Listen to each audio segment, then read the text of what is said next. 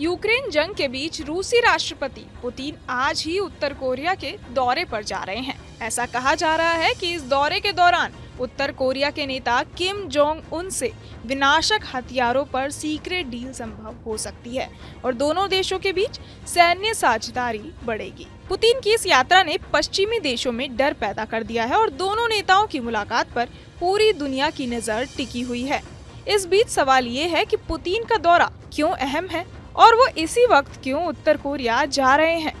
पहली बात तो ये कि पुतिन सिर्फ दूसरी बार उत्तर कोरिया जाने वाले हैं, तो उनके इस दौरे को लेकर उत्सुकता होना लाजमी है। इससे पहले वो साल 2000 में तब उत्तर कोरिया के दौरे पर गए थे जब उन्होंने पहली बार राष्ट्रपति का पद संभाला था।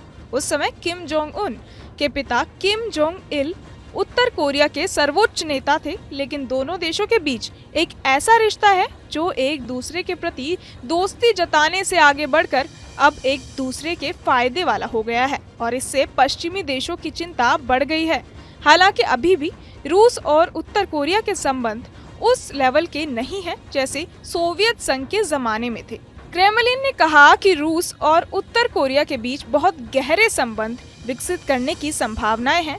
वैसे तो ये कहा जाता है कि इससे किसी को फिक्र नहीं होनी चाहिए। इस बात को लेकर तमाम तरह की अटकलें लगाई जा रही हैं कि रूस और उत्तर कोरिया एक दूसरे से क्या चाहते हैं। ऐसा लगता है कि ये सारा मामला हथियारों की आपूर्ति पर जाकर रुक जाता है।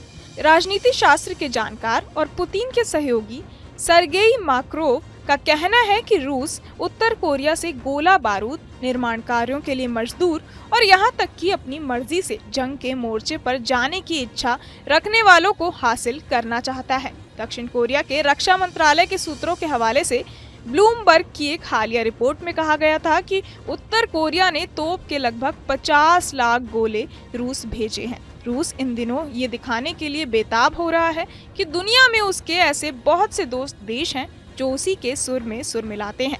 एशिया से लेकर लैटिन अमेरिका और अफ्रीका तक अमेरिका की अगुवाई वाली दुनिया से बेजार हर देश का रूस स्वागत करता है। ऐसा जरूरी नहीं है कि पुतिन और किम जोंग उन की दोस्ती से आम रूसी नागरिक भी खुश हैं और दोनों देशों के नजदीकी रिश्ते का स्वागत करते हैं।